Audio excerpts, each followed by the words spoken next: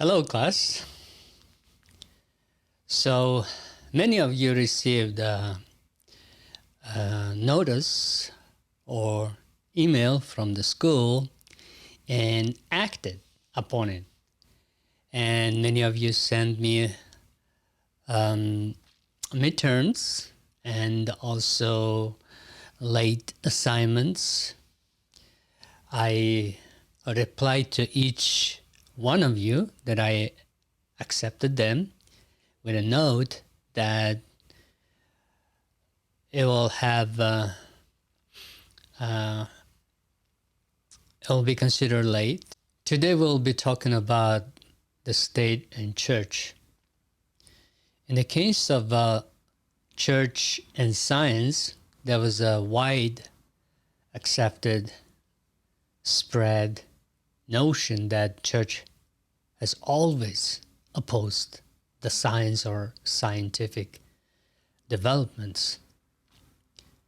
But my argument was that church, in fact, supported, preserved, so to speak, the ancient texts and supported the schools, church-based, later public schools, which eventually turned into the higher institutions of learning, which led to development of science. So church, even though at some point were reluctant or opposed a new discoveries, but eventually or literally church was supportive of the knowledge and its advancements, except few cases when it's interfered with the church position or divine authority. However, in the case of church in the state, there was a literal power struggle. So let me begin with this, where it started. So before the rise of Christianity, there was no separate, distinction between religious and political orders in society. In fact, there were so much mixed. And we discussed that Roman emperors, although they had this power over people politically, they often exalted themselves into the status of gods and demanded total loyalty and worship, which contradicted the Christian teaching. So the first clear statements of Jesus in regards to taxes, when he was questioned by the Jewish leaders and religious leaders if whether we're supposed to pay taxes to Rome or not, Jesus' answer was, render to Caesar the things that are Caesar's, and to God the things that are God's. So by this statement, Jesus clearly made a bifurcation or distinction that there is a political power, Rome, the emperor, and the church, and God. So Jesus said, give what it Caesar's to Caesar, and give what belongs to God to God. In this case, he was talking about the offerings. So this is how Christianity kind of brought this this little distinction between the church and the state. And based on the Jesus' teachings, the apostles continue to hold this position. So apostles, many of them literally died under the political persecution. Yet they were living out, they were encouraging and writing that all Christians should obey the governing powers, the authorities. So Apostle Paul even urged the believers in Rome to obey the civil authorities, and also in his writings he urged people to pray for those who are in authority if we want to live in peace. So the apostles continued on that our power is God is all powerful. God has allowed these emperors or civil authorities to be existed.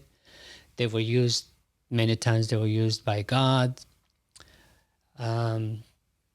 But for Christians, the final authority is God, and as long as the civil authority don't contradict with God's authority, we are to obey all authorities. So when the apostles were preaching and teaching about Jesus, the religious and civil authorities of Jewish nation people, they arrested them and they warned them, do not preach. The Peter's answer was, who do we listen to? You or the God? So by this, Peter was clearly saying that we will obey you, but ultimately we will obey God, who's the final authority, including you, over you. So this continued on, and remember the Constantine, which ended the persecution of people of faith, including Christians who were persecuted severely during the emperor of Diocletian. The empire-wide persecution was very harsh, but then later in 380, the Christianity becomes the state religion. So with it, church becomes church power and influence over the people grows very much. So with that freedom and new power, the church fathers, church leaders were exerting, power over people, and eventually that influence grew into all areas of people's life, so which includes the government, the politics. So, and by church having the moral authority to judge over the actions of the secular leaders, rulers, so church becomes more powerful. However, we talked about that Roman Empire started falling apart starting 5th century and onwards. So when this political structure falls apart, who got left in the positions of influence? Mostly the clergy, mostly the people who are educated. So remember, with the science, church preserved the education. When the structure, political structure, fall apart, there was instability in the society. Church continued on traditions of teaching and studying, learning.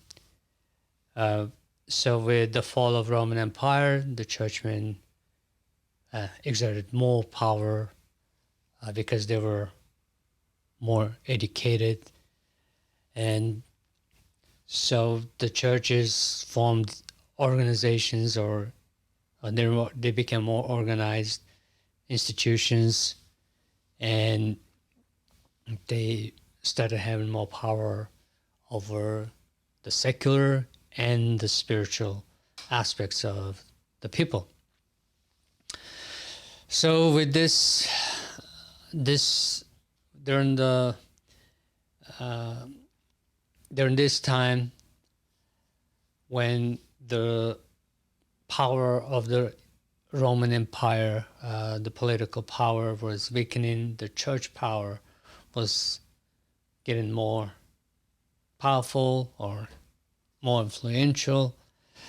With the Charlemagne, the empire, the Western Roman Empire, which revived the education, also gained more secular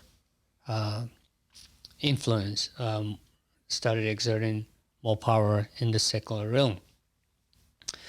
So on the other hand, the church power also weakened, especially in the West, in the Western part, and that's kind of launched the struggle, the power struggle between the church and the state. So this power struggle comes into what is known Investitude Controversy. So this is kind of the main or the central thing that people talked about when it comes to the relationship between the church and state in the medieval era. So what had happened is in 11th and 12th centuries, a series of popes challenged the authority of the monarchies. So the very issue was that pope or monarch, who has the authority? So this power struggle continued, and it was very, it reached its heights between the Emperor Henry V and Pope Calixtus II. So they eventually come to an agreement later on. The core issue was who has the final authority to appoint, invest with the power, the local officials, church officials, like bishops who were overseeing the cities, or the abbots who were overseeing the monasteries. So this conflict ended 1122 when the Henry V and the Pope Calixtus II agreed on the Concordar of Worms. So in this agreement, they differentiated the roles, these powers. They tried to come to an agreement. So the royal and the spiritual powers, and they tried to separate them and gave the emperors a limited role in selecting those officials, including bishops. But this agreement was more favorable to the popes because now he can claim, that the church is the divine representation of God in the world, and it has more influence and has more power. So, however, emperors still had considerable power of the church, who makes the emperors kind of appointed the head of the church, popes. So this thing began, between the power struggle of their predecessors, Pope Gregory VII and Emperor Henry V. So what happened is that there was a power struggle, very significant struggle between the Henry I of England and Pope Pascal II, because of the who had the power in the state in France. So the popes started exerting power over the kings and monarchies on the grounds of moral teaching of the church. So this continued on, and undercutting the imperial power established by previous emperors, the controversy led to the nearly 50 years of civil war in Germany. So this, the church had a better position because those under the king, they used the church to rebel against the kings, especially those lower level than kings, like dukes and abbots. So they were using the church and to rebel against the kings.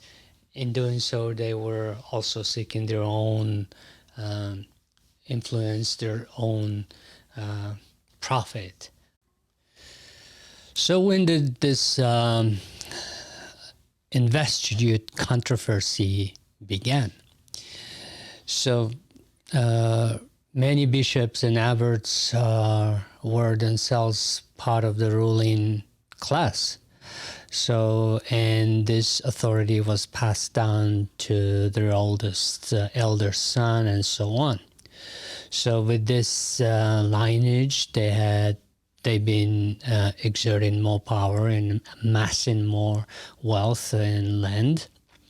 So with this, they started selling these positions to others. So they're literally allowing churches to build buildings on their land and appointing the church positions, church officials.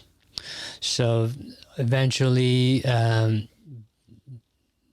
this became a crisis, and it became an issue when this group called Gregorian Reformers decided to rebel against the rule of simony, of selling this church position by this ruling elites. And they decided to take the power on investiture or appointing church officials from this secular ruling class. remember, the secular ruling class came to power because they were transferring the power and wealth to their, down the line to their lineage, to their eldest son. And when they had enough, they also had more land and more wealth. They were started influencing the church, who built their buildings on their land. So this eventually wasn't pleased by the church, and within the church, this group of people called Gregorian Reformers, probably under the Pope Gregory, started to rebel and started to take this power to appoint church officials from these secular people, secular elites who's been there. So the opportunity became in 1056 when this new German king, Henry IV, was only 6 years old. So the reformers took advantage of his young age and inability to react, and they seized that power by force. And in 1059, a church council in Rome declares that leaders of the nobility would have no part in selection of popes.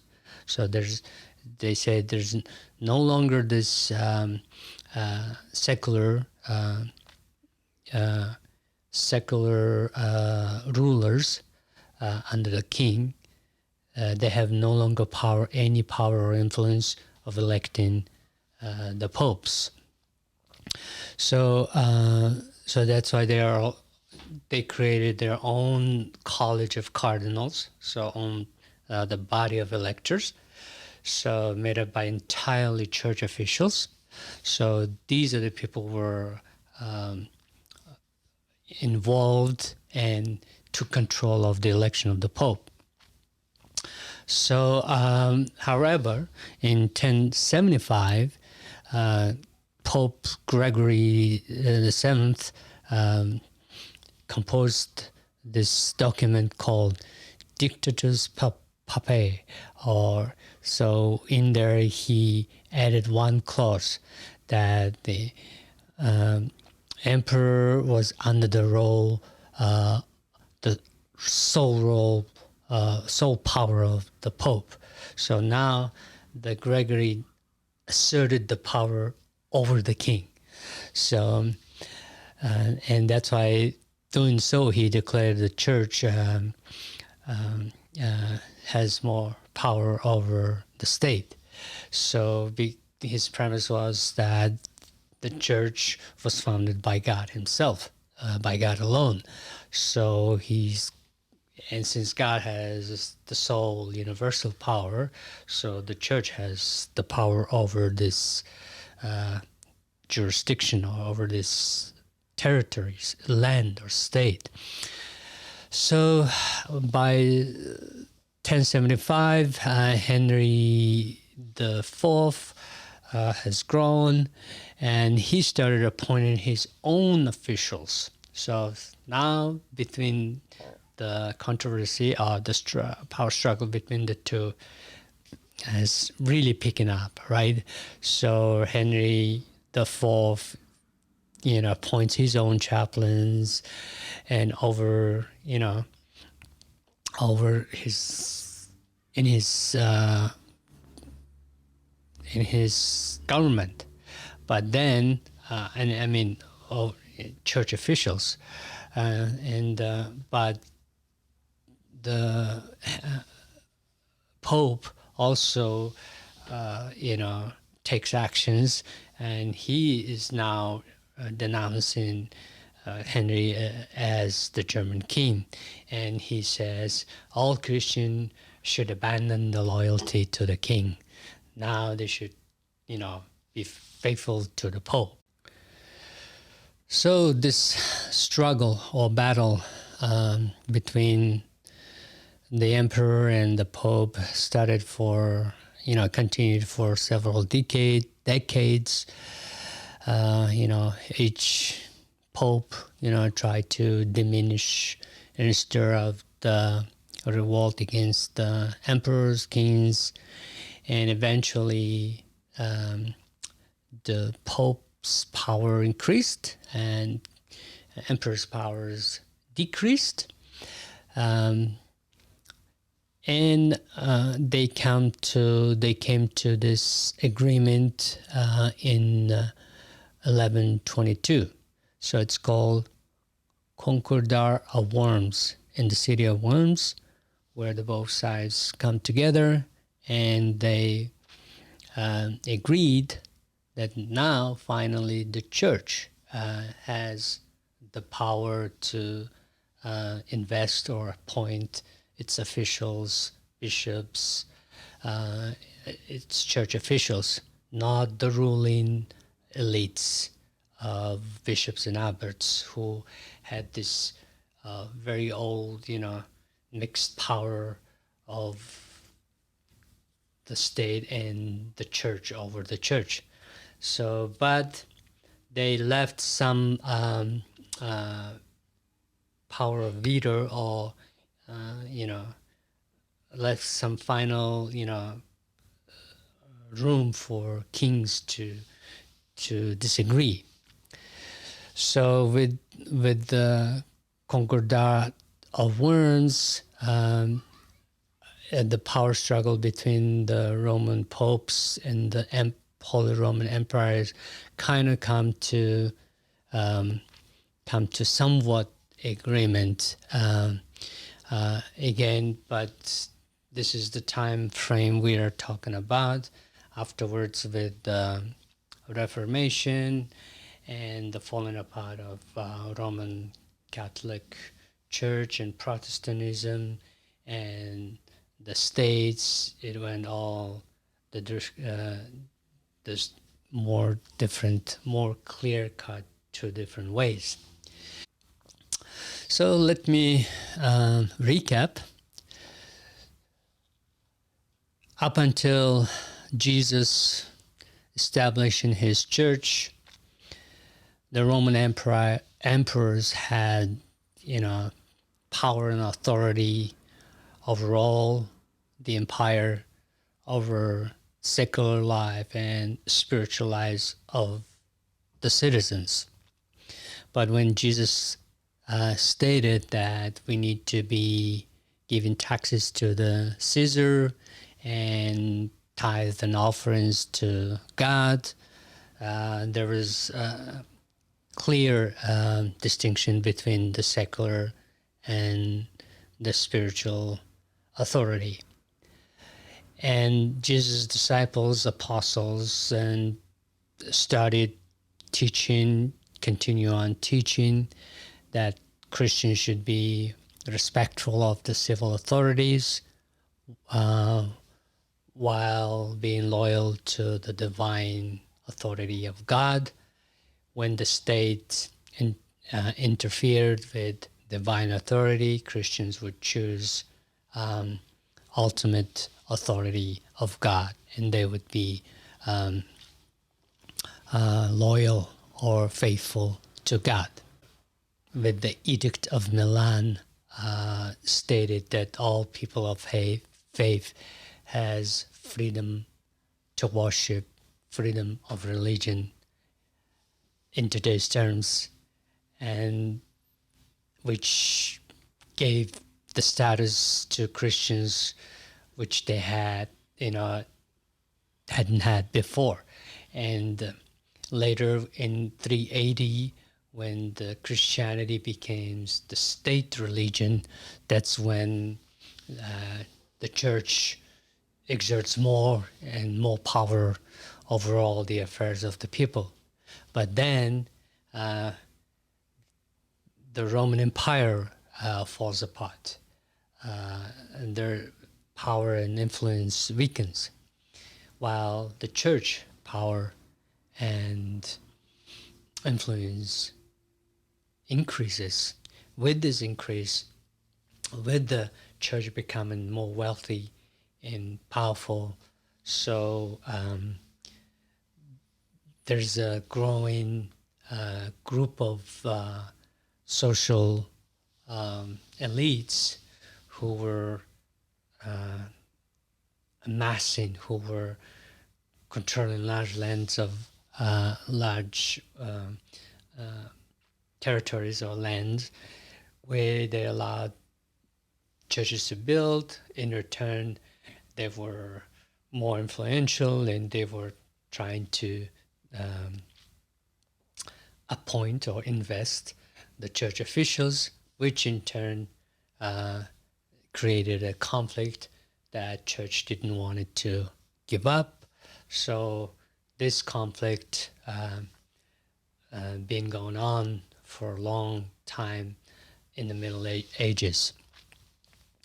So who has the final authority, ecclesiastical or church authority, or the secular or temporal authority? So with the heads, Pope and King, they started having conflicts in this regards, each trying to appoint or invest, this middle class ruling people. So we talked about this, investiture